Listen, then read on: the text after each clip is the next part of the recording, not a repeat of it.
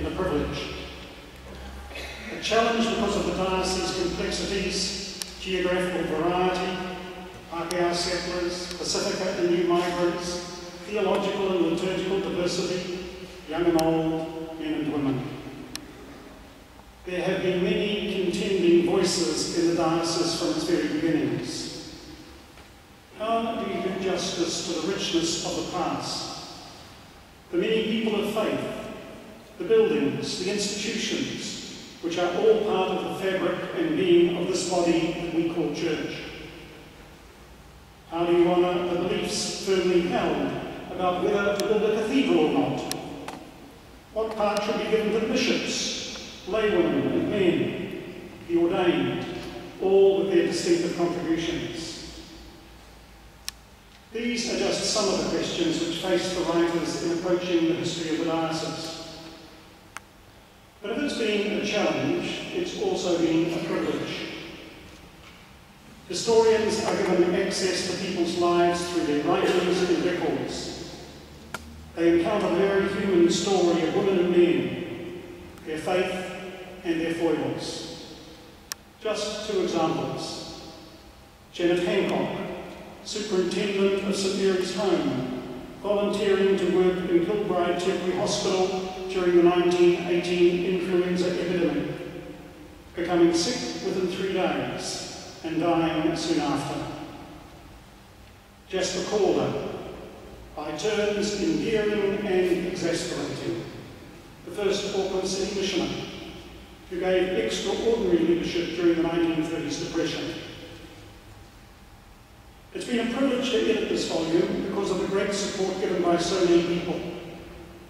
The acknowledgements on the back of your order of service highlights the authors, the editorial committee, the archivists, those involved in the book's production, the publications and publicity committee, the readers, and the funding from the Cowie Cemetery Trust. I want to thank you all for your contributions to making this book possible. The diocesan archives are appropriately located under the chancel in this cathedral. The past in many ways shapes the present, and it is from the present that we go into the uncertain future. But as people of faith, we are part of a living legacy, not confined or imprisoned by the past. The cover painting portrays the arrival of Samuel Marsden's ship, the Active, at Oihi in December 1814.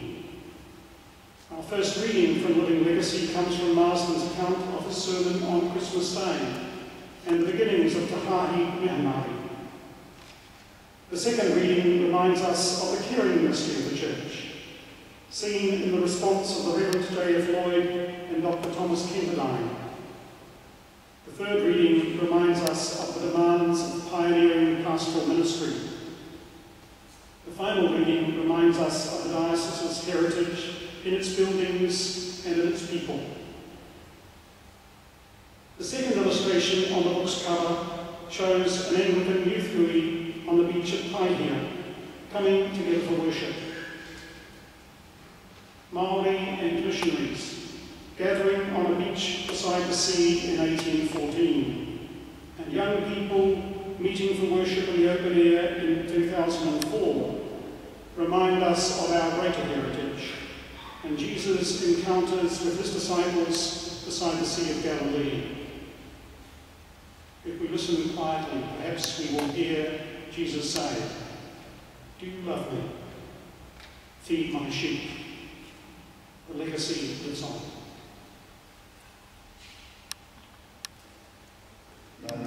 1814. It being Christmas Day, I preached from the second chapter of St. Luke's Gospel and 10th verse. Behold, I bring you glad tidings of great joy, etc. The natives told Luther that they could not understand what I meant. He replied that they were not to mind that now, for they would understand by and by, and that he would explain my meaning as far as he could.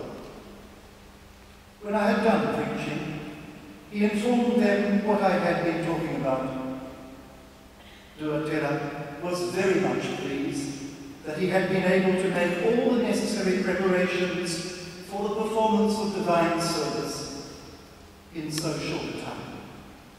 And we felt much obliged to him for his attention. He was extremely anxious to convince us that he would do everything for us that lay in his power, and that the good of his country was his principal consideration.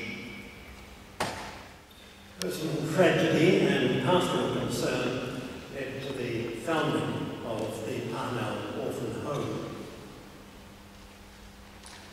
The Orphan Home was established in 1860 in response to the plight of a terminally ill woman attended by Archdeacon Lloyd of St. Paul's and Dr. Thomas Kendine. Hearing her desperate plea to provide care for her 3 children after her death, they responded by establishing the St. Paul's Orphan Asylum in Grafton Road. By May 1862, it was reconstituted so that the benefits were, quote, not confined to one parish, but extended to the whole Auckland province. The Parnell Orphan Home developed the highest reputation for social service. While children were reared in the Anglican traditions, it was open to orphaned and destitute children of all religious persuasions.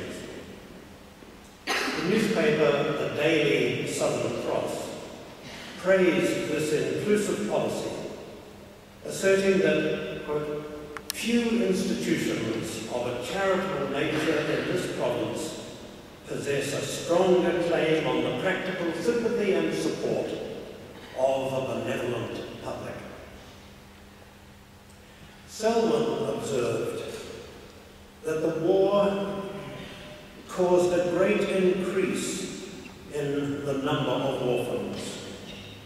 And in spring 1864, the children were relocated to one wing of St. Stephen's native school, Taurarua, Judges Bay. A new home was completed and opened on St. George's Day, 1866, on 5 acres east from the school, on very favourable terms, secured by the Bishop. In the bush.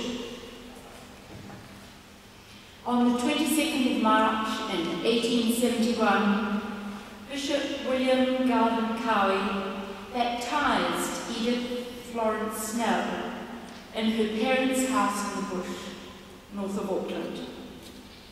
Too poor to pay a fee for the service, the child's father brought the bishop a draught of delicious cold water from the nearby well. The simple occasion typified one extreme of the huge diocese this bishop had embraced.